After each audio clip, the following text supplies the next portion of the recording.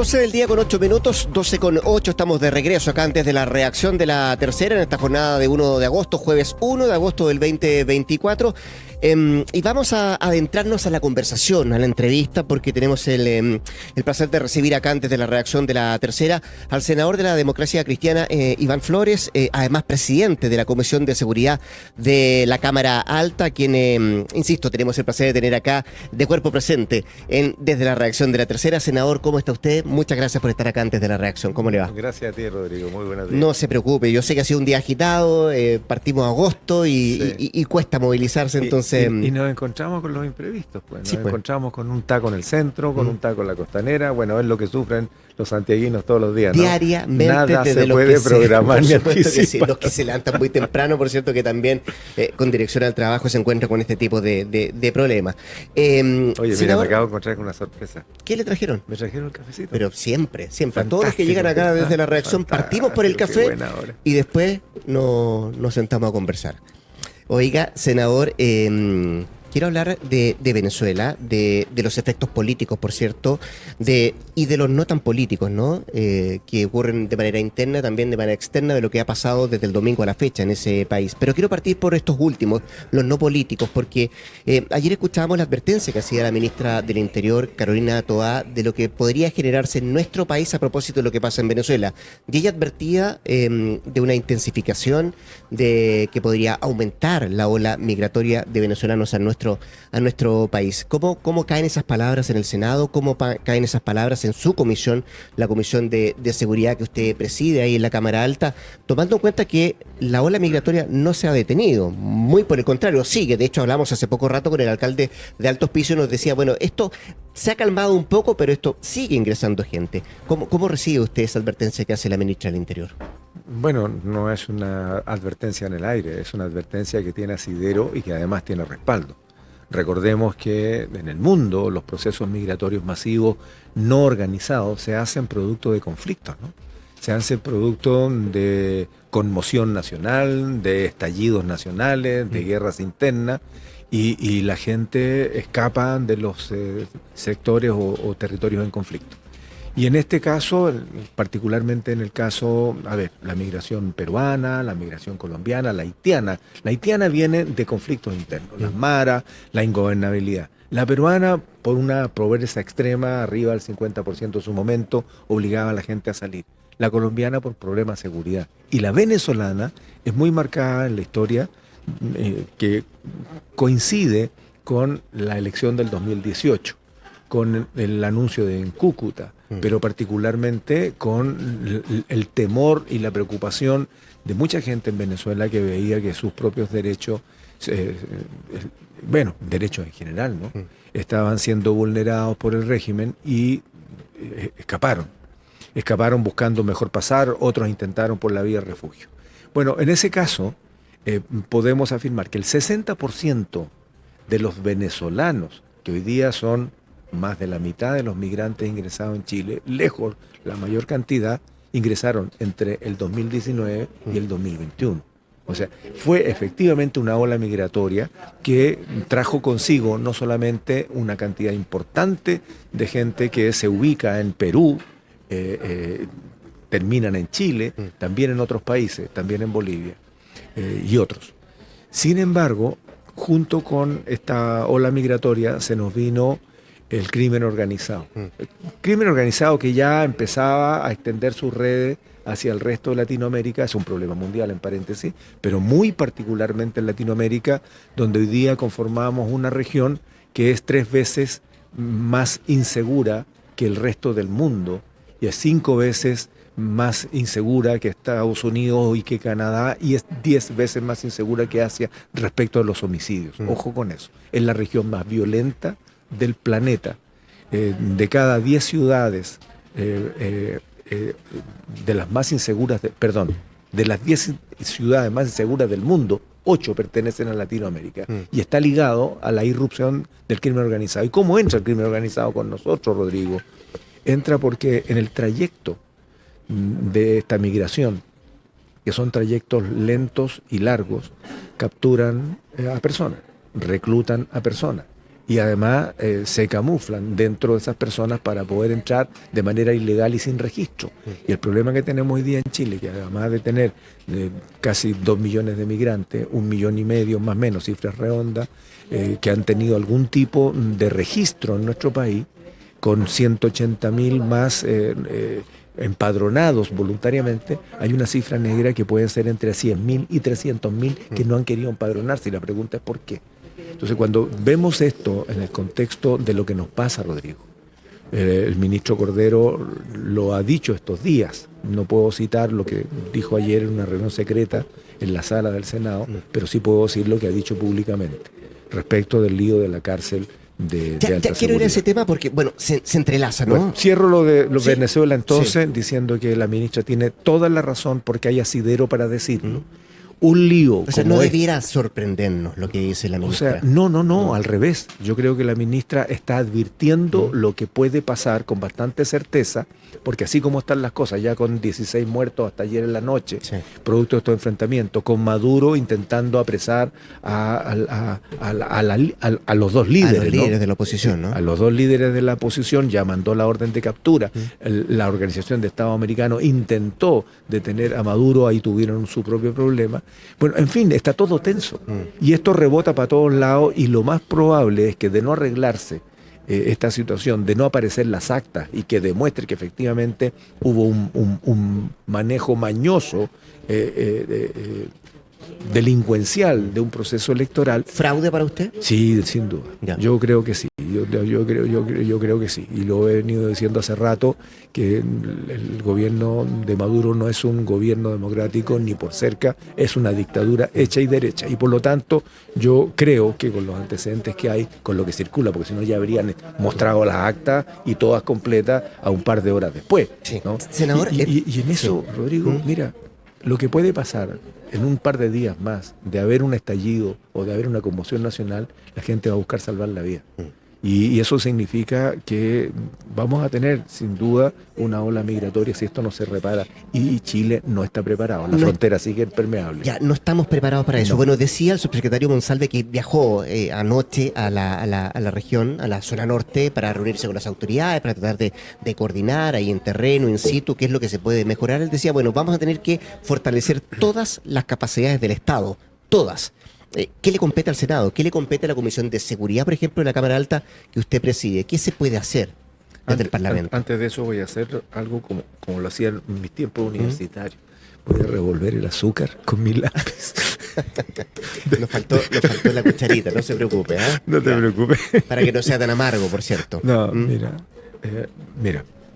A ver, nosotros en la Comisión de Seguridad estábamos muy preocupados de lo que pasa en las dos macrozonas, que son cosas distintas. Aun cuando tenemos actos terroristas en la macrozona sur, que se ha mezclado con una cuestión reivindicatoria. Pero en el norte tiene que haber mucha mayor preocupación, porque los 1.000 kilómetros de frontera, los 800 con Bolivia, los 200 con Perú, siguen siendo permeables. Ya no en las cifras de antes, que probablemente no se deban solamente al resguardo, sino que también aquí esta ola migratoria disminuyó, porque había una esperanza en Venezuela de tener un gobierno democrático, y por lo tanto muchos que quisieron esperar y quedarse, y otros tenían la esperanza de regresar.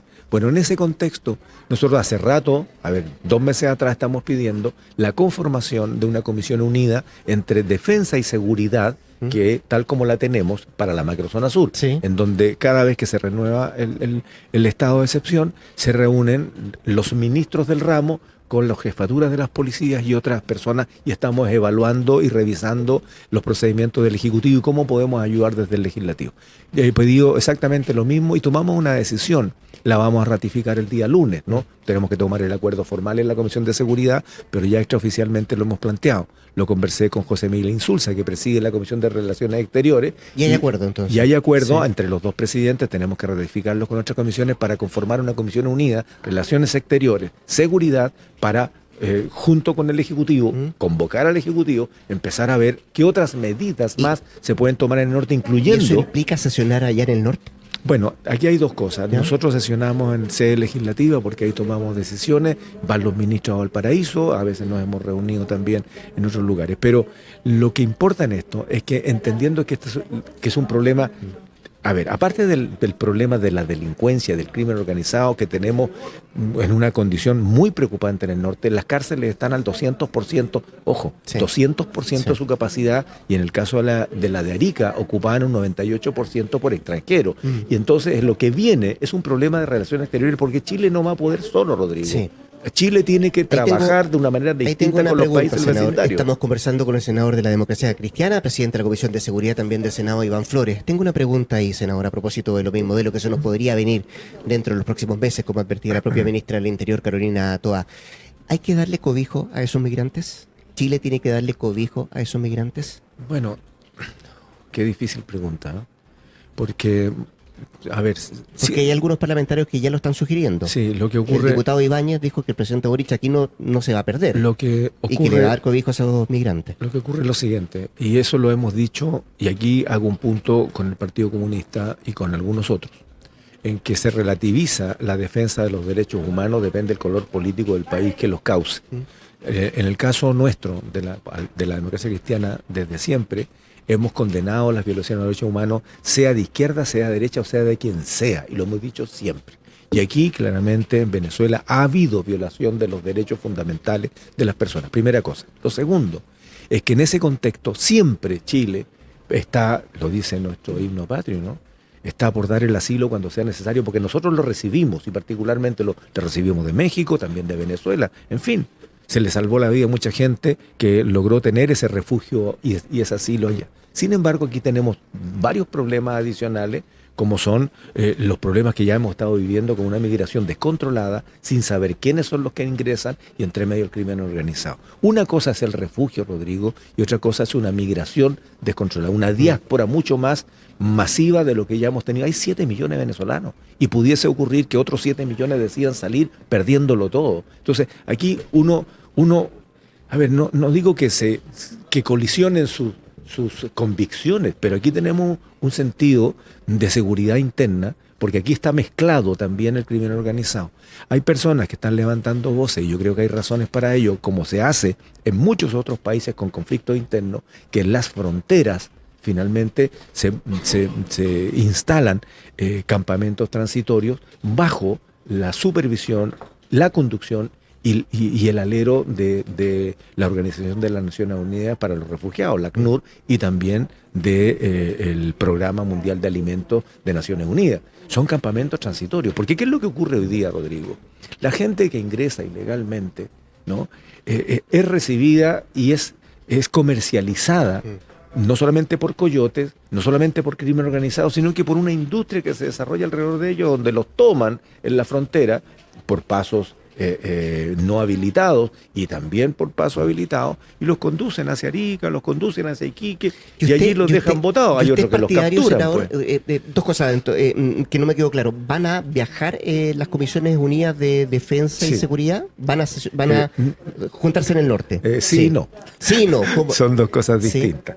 Nosotros como y es seguridad y relaciones exteriores. Nosotros como seguridad tomamos la decisión, ya lo hemos hecho en otras oportunidades, y en otras comisiones, sesionar en terreno, escuchar los problemas locales. Va a ser durante el mes de agosto. Durante agosto. Vamos a sesionar como Comisión de Seguridad. Perfecto. Y allí trabajaremos con las autoridades regionales, gobernador, delegados, los alcaldes, las fuerzas vivas. Eso va a ser en Arica, ¿no? Eso va a ser en Arica y probablemente también en Iquique. Tenemos que resolver eso todavía. Perfecto. Luego, eso es la Comisión de Seguridad. Luego, lo que hemos tomado como decisión, los dos presidentes de las comisiones, Relaciones Exteriores, José Mayel Insulza, y en mi caso, como presidente de la Comisión de Seguridad, es solicitarle al Senado, porque tiene que haber una autorización del Senado, para fusionar, para unir dos comisiones, Relaciones Exteriores y Seguridad, para tratar el tema particular de la macrozona norte. Ya lo tenemos en Defensa y Seguridad para la Sur, y eso es una institucionalidad. Y con esa institucionalidad de Comisiones Unidas, lo que hacemos es reunirnos frecuentemente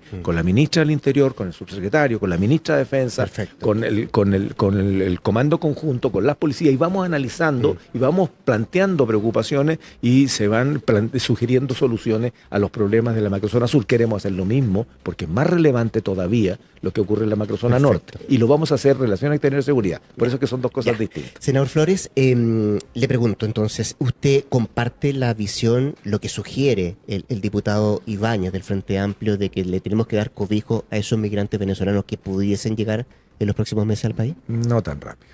Ya. No tan rápido. Ordenemos un poquito la casa interna, porque hoy día lo que tenemos es un problema de marca mayor. Le cambio la pregunta entonces. Sí. ¿Estamos preparados como país para recibir más migrantes venezolanos?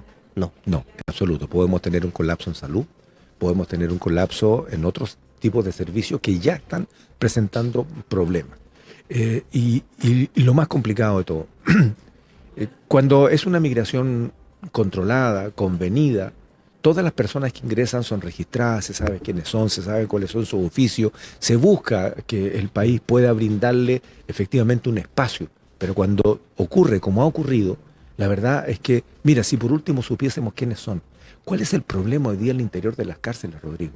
Es que cuando se sorprende o se detiene a un extranjero, a un migrante, cometiendo delito, no existe historial, no está registrado en Chile. Sí, es lo que te digo, no se sabe si son 100.000 o 300.000. Es que hay personas que son fantasmas, por lo tanto, perdona, porque esto es importante, cuando se detiene, los ingresan como primerizos, no hay historial. No hay historial. Y resulta que hoy día esas personas, algunas de esas personas se ha demostrado que son parte del crimen organizado y son verdaderos profesores.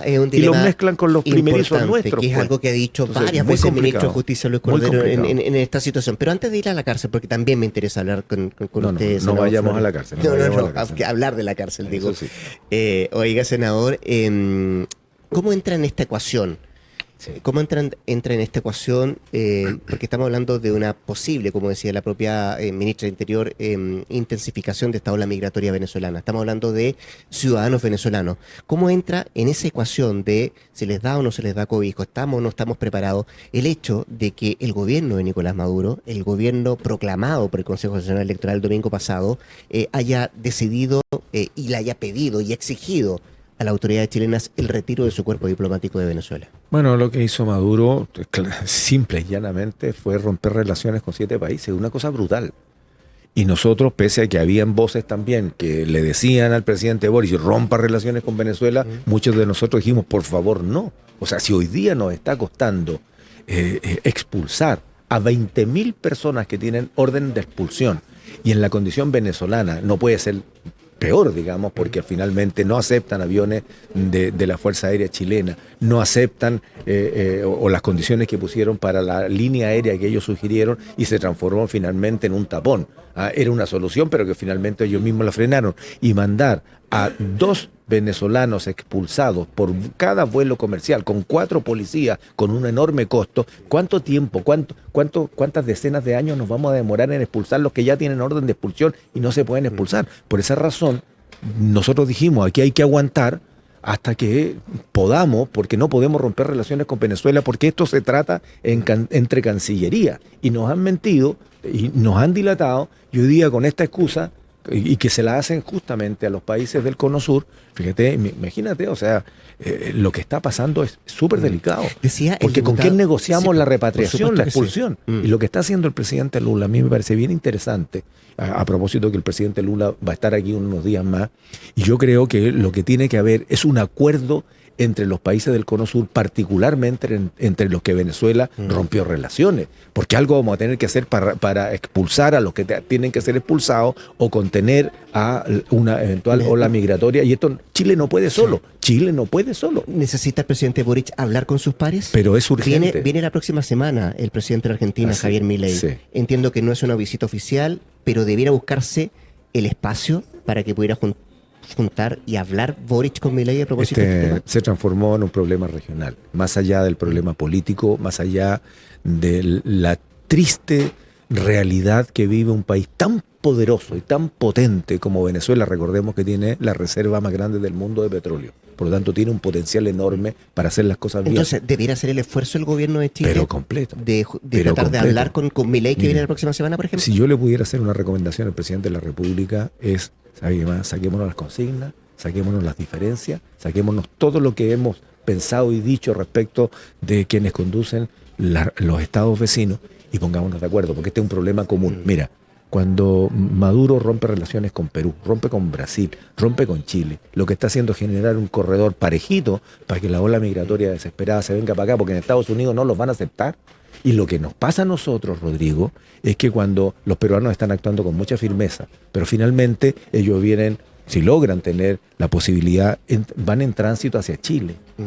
El problema con Bolivia es que no reciben a nadie de los que pasaron por Bolivia, no lo reciben a nadie. No pueden ser reconducidos. Y tendremos que conversar con Bolivia. Por supuesto que sí. Oiga, no tenemos relaciones, pero tenemos consulado, ¿no? Se firmó en abril del 2022 sí. Esto de... Bueno, vamos a hablar ya de eso, pero antes, usted dice, bueno, esto va a significar un aumento, una ola de venezolanos hacia nuestro país. Dijo el diputado Brito que estaríamos frente o a puertas de un nuevo Cúcutazo. ¿Le hace sentido la frase? Sí. Sí, tal cual. Es que, mira, lo que dije al principio, la migración masiva venezolana, que vuelvo a recalcar, fue aprovechada por el crimen organizado. Cuidado con eso, porque estamos nosotros en un momento muy crítico al respecto. Recordemos que el crimen organizado no es una bandita la que entra. Son miles de soldados que recluta el crimen organizado, por lo tanto son miles de personas las que empiezan a girar en torno a ello. Tanto los que vienen mezclados en esta ola migratoria como los que reclutan en el propio país. Y reclutan también de otras nacionalidades y los atrapan. Bueno, lo que ha venido pasando es tan grave que nos obliga, primero, a actuar con responsabilidad y cautela. Aquí uno no puede hablar desde la guata. Uno aquí tiene que hablar con conocimiento y sobre todo con un sentido país, también con un sentido humanitario y con un sentido realidad. Hoy día todas nuestras instituciones, Rodrigo, están sobrepasadas. Todas. O sea, ¿estamos a puertas de un Cúcutazo? ¿Así lo dice usted? O sea, mira, la ola migratoria, como las cifras lo demuestran, se produce justo después de las elecciones anteriores y en el momento en que el presidente Piñera, desde Colombia, lo que hace es decir, en Venezuela hay un desastre y Chile le abre las puertas a los venezolanos honestos. Bueno, hubiese sido maravilloso si aquí han venido profesionales a las universidades, los hospitales, los consultorios. Tienen muy buenos profesionales venezolanos, pero se nos vino de todo, pues. Y mira cada vez que hay detenciones, producto de matanzas, de crímenes, y nos vamos encontrando que la mayoría son venezolanos y muchos de ellos que no están ni siquiera empadronados. O sea, son estos fantasmas a los cuales de verdad debemos tenerle mucho miedo porque no sabemos dónde están, ni dónde viven, ni cómo se llaman, no hay cómo perseguirlo hasta que se detienen en flagrancia o producto de una investigación. Es re delicado y aquí un llamado a los jueces de garantía. Cuidado con esto, porque cuando se le dice, mire, los centros carcelarios están llenos. Por lo tanto, la prisión preventiva, que en algún momento el ministro Cordero dijo, cuidado con esto de seguir aumentando la prisión preventiva porque no hay dónde meterlo, lo van a mandar a arresto domiciliario a un tipo que dijo, yo me llamo Brad Pitt y vivo en la comuna tanto en dirección, y nunca fue. Entremos de lleno ese tema. Entremos de lleno ese tema a propósito de las declaraciones que esgrimió hace un par de días también el propio ministro de Justicia, Luis Cordero, dijo, estamos a puertas de una crisis carcelaria, ¿no? O penitenciaria, como usted quiera interpretarla, senador Flores. O sea, yo creo que la crisis la tenemos, Rodrigo. La tenemos. Lo que podemos tener es ahora, lo que pasa es que podría agravarse más un estallido y situaciones más complejas. Sí. Ahora, que siga cuestionándose, senador Flores, la instalación de una cárcel o la ampliación de una cárcel con ribetes de máxima o alta seguridad, póngale el concepto que usted quiera, ¿qué nos demuestra? ¿Qué nos dice? Yo creo que nos demuestra, Rodrigo, que si bien es cierto... ¿Que no se entiende el problema que tenemos? Sí. A nadie le gusta tener un cementerio por una cuestión cultural. Los muertos no dicen nada, no hacen nada. Ni una cárcel, ni un vertedero, hay cosas que impactan la vida urbana, sin duda. Pero hay una realidad que es súper clara. El 85% de las cárceles en Chile están dentro de los límites urbanos, están dentro de las ciudades, no están fuera. Segundo, la vida, pasión y muerte de un proyecto de inversión en pública en Chile, desde que surge la decisión política de resolver un problema hasta que se implementa la solución, son entre 5 y 7 años. Para cualquier proyecto, una pavimentación, un consultorio, lo que sea. Para una cárcel sobrepasan los 10 años. ¿Usted cree, Rodrigo, que en una condición de sobrepoblación? Mira, el presidente Piñera se vio obligado a indultar a más de 2.000 personas cuando habían 10.000 u 11.000 internos más, presos más, que los que las cárceles podían soportar. 42.000 cupos y habían 56.000. Digo 55, porque esto depende de las prisiones preventivas, esto se mueve. Hoy día tenemos 1.000 cupos más, tenemos 43.000 cupos y tenemos casi 60.000 internos. Hay cárceles que están al 200%. Claro, alguien choreado, te fijas, con la falta de seguridad en nuestro país, puede decir, ¿y qué me importa? Arrúmenlo en las cárceles. Alguien podrá decirlo, ¿no? Y no solamente una cuestión de derechos humanos, sino que también es conocer lo que pasa dentro de las cárceles. Adentro de las cárceles, el crimen organizado empieza a campear en el norte. Porque por producto de que no hay una segregación entre los presos realmente peligrosos y aquellos que están por otros delitos, por otras causas que no tienen la peligrosidad y la violencia que estos extranjeros violentos, delincuentes, hoy día los tenemos adentro. ¿Y usted entiende el reclamo de la alcaldesa de Santiago? Sí, lo entiendo. Ya. Lo entiendo. ¿Y lo comparte? Mira, podría compartirlo en tiempos de normalidad. Perfecto. Lo podría entender. Pero fíjate, Rodrigo, en el momento que vivimos, yo no me daría ese lujo.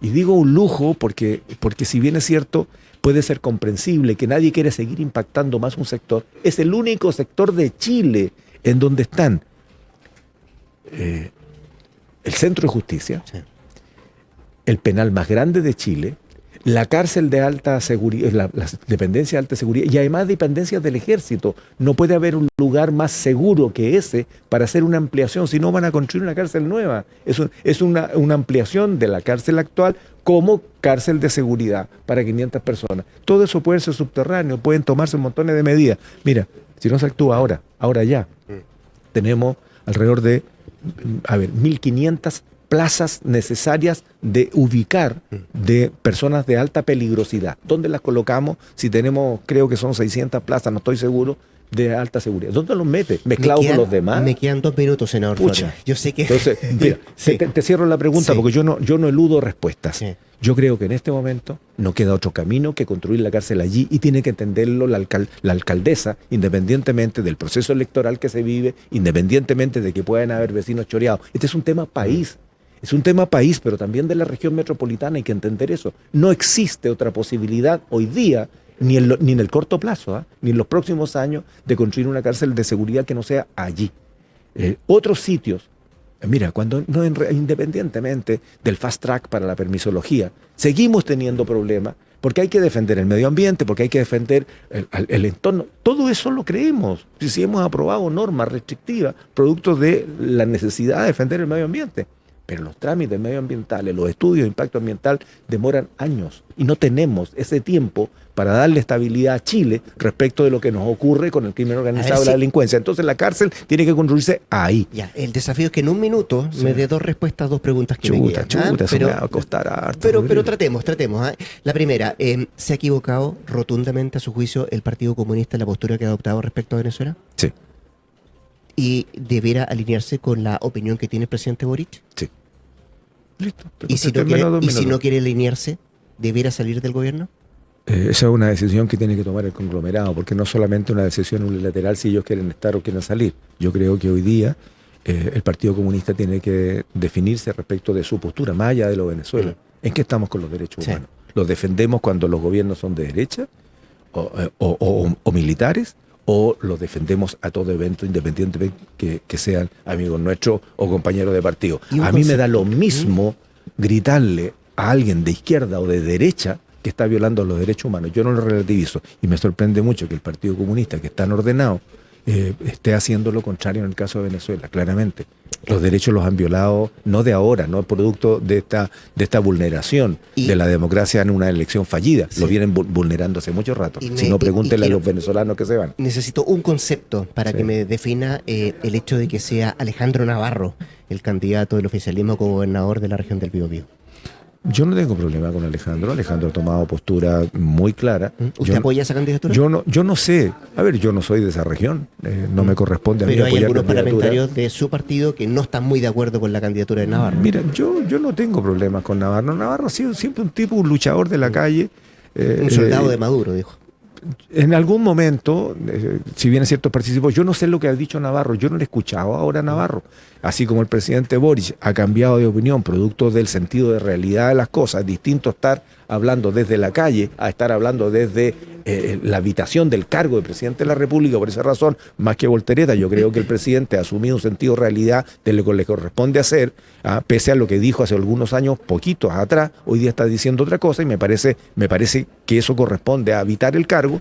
Me parece que el ex senador Navarro, si no ha dicho nada de Venezuela en favor de Maduro, hoy día, es que la verdad es que está retrocediendo su postura. Creo yo no lo he escuchado. Bien, pues el senador Iván Flores, presidente de la Comisión de Seguridad del Senado, acá de cuerpo presente en Desde la Redacción de La Tercera. Podríamos haber hablado mucho rato más, pero lamentablemente el tráfico le jugó una mala pasada, senador. Así que muchas gracias por venir, por la paciencia de llegar acá desde la redacción. Yo te quiero pedir disculpas, Rodrigo, porque si bien es cierto, veníamos como con 3/4 de hora anticipado desde Valparaíso. A veces uno se olvida que en Santiago, y a los santiaguinos, la vida se le hace difícil con los tacos. Casi 30 minutos, así que está bien. Sí lo sé. Senador, que llegue bien a su casa. Muchas gracias. Muchas gracias a ti. Chao, Rodrigo. Y cuando son las 12:38, hacemos una pequeña pausa y ya seguimos con más temas acá antes de la redacción de La Tercera.